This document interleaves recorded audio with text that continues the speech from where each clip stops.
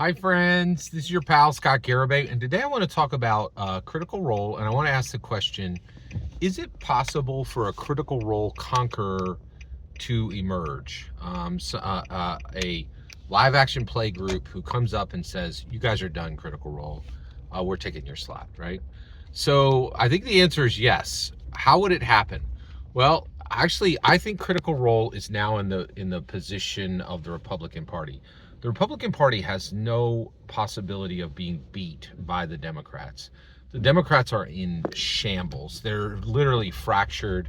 It's not just me saying this. Literally, Kevin Klein, Ezra Klein is like, oh yeah, the Democrats are absolutely cooked. And it's the same thing. There are no OSR or indie or DND live action plays that have any ability to beat Critical Role. Okay, they can't do it, right? So how would but wait, Scott, you just said there is a possibility for a Critical Role Conqueror to emerge. Yeah, that's right. So just like the Republican Party cannot be beat by the Democrats, but they can hand a victory to the Democrats. They can hand their number one position over to Democrats. I think they're starting to do it. You got President Trump invading American cities, and they're like, we don't like cancel culture. You're canceled, Jimmy Kimmel, right? Like, just a lot of hypocrisy, a lot of unforced errors, a lot of things that are upsetting the base, right? Like, they're like, oh wait, I thought we were Republicans. Weren't we for free speech? Why do we cancel Jimmy Kimmel again and then celebrate it?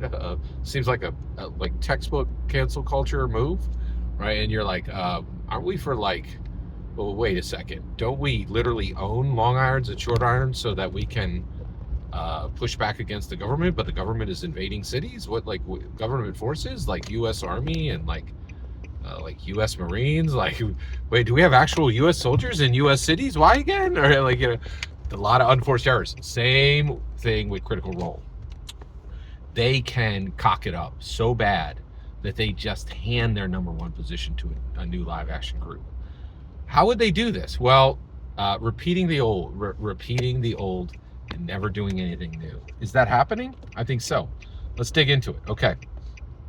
So I've been watching a lot of content about. I watched, campaign 4 episode 1, campaign 4 episode 2, and then I've been watching a ton of commentary about it, because I will tell you, a lot of this is going over my head. And the reason why is I find the Critical Role distribution model absolutely horrible. Like, the story is so outrageously complicated that I feel like you should really, like, everybody at the table should be trying to get the story across to the people who are watching it. But like, Critical Role guys are just like, oh, here's another D joke. Here's like, they don't take it serious, right? So like, it's a serious story that is incredibly complicated, but none of them at the table except the Dungeon Master is trying to get the story across. It's not just me saying this. Travis Willingham talked about this problem with Mighty Nine. He said the story was so convoluted, there was so little attention to actually creating a real narrative by the players for Mighty Nine that they had to completely rewrite the story for Amazon Prime. It's famous now. Like, to me, they make incredibly complicated stories, and they do nothing to hand it over in a consumable way to they run long, extremely long, too long games. They make jokes constantly. They go on side tangent quests. It's not me just saying this, right? And there was literally character sheet on Conqueror was like, tons of people checked out on season 3. Just literally like, I can't watch this anymore. What's going on in Fantasy High School? Right? Like it's not just me saying this. It's like, there's a lot of people like, yeah, there's a lot of problems with Critical Role. So here's where I think Critical Role is creating a problem that is opening a gap for that is packing up everything they have as a box to give away their number one position, and that is Brendan Lee Mulligan. So Brendan Lee Mulligan comes forward, and I'm like, oh, Brendan Lee Mulligan, that substitute teacher, we gotta listen to him. He's not gonna bring anything fresh or new, right? But you're like, well, Scott, you're not the biggest Critical Role fan in the world. Like, is anybody else saying this?